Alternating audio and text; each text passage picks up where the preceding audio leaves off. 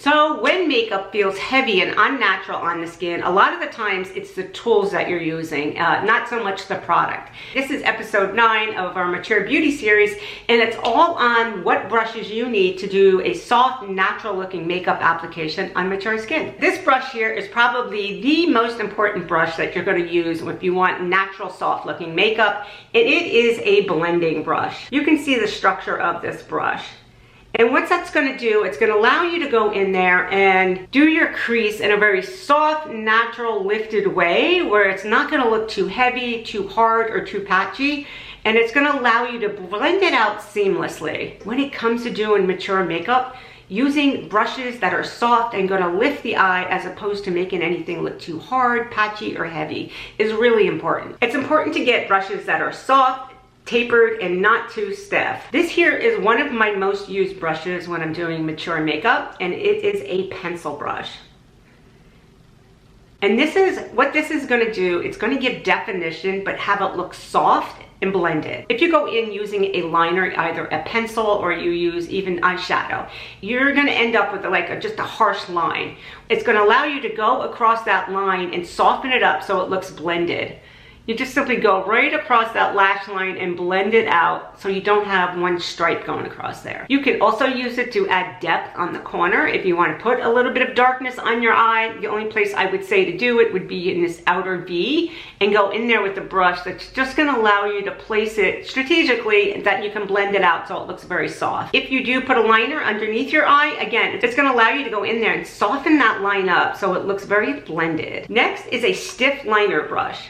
A stiff liner brush allows me to tight line and just go in there and keep it right where I need it. I don't need anything too messy or too hard looking on the eye. We don't want to use heavy liner, right? We want to keep it soft and lifted, but we need definition certainly across where that lash line is, but we want to keep it strategic. What we have here is a concealer brush. Now, concealer placement is for strategic, and you want to put it exactly where you need it, and then you want to take a brush that's going to allow you to go in there and press that concealer in that area. And then you're going to be able to take it and lift it up and outwards. So the concealer brush will keep that product exactly where you need it, and it's not going to be pulling it or lifting it away. It's just really going to be softly pressing it into the skin. And then you have soft brushes that are going to be able to have you lift that concealer going upward. Next, we have a blush brush. And this blush is great because it's shaped like the angle of your face here. So when you think about blush, think about lift. So you want a brush that's actually going to be able to get in here in that cheekbone. Again, you want to keep the blush up high, and you want it to be lifting upward motions going up towards the hairline.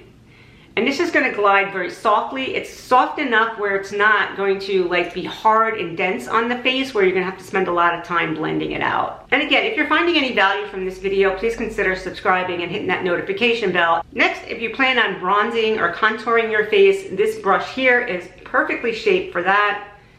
And it's just going to allow that it's soft enough where it's not too hard, and it's going to allow you to put that contour exactly where you need it so that your face looks supported and lifted, and it's not going to look too harsh. You're not going to have any hard lines, and it's going to look very soft on the skin. And again, remember, if you are using contour, just use contour shades that are maybe 2-3 shades darker than your skin tone, and use ones that are cream and satin. So if this is a foundation brush, and you can see the way that it's shaped, and this is what's going to make the foundation look like skin, right? You want it to be able to go in there and just get this in the areas where you need it. The goal is to even out the skin. It's not to completely cover it up and mask it. We want it to look as natural and lifted as possible. If you need to use powder, I highly recommend using a powder puff.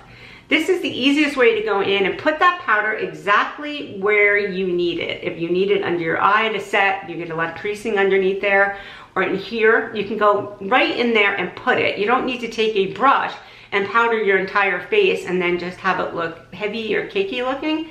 And then what you simply do is just tap this into the powder using a finely milled powder, tap off any excess, and then go in there and use it right where you need it to set any areas, or if you have oily skin. It's great for under the eyes, on the side of the nose, and any place where you get creasing. All right, everyone, thank you so much for watching. This was episode 9, and it was all on brushes. And next week is going to be our final episode, and that's where we take everything that we learned in all of these episodes and put it into one episode that's going to give you a simple, effective skincare routine as well as a makeup routine that's going to be simple and easy to do. All right, everyone, thanks so much for watching. Bye-bye.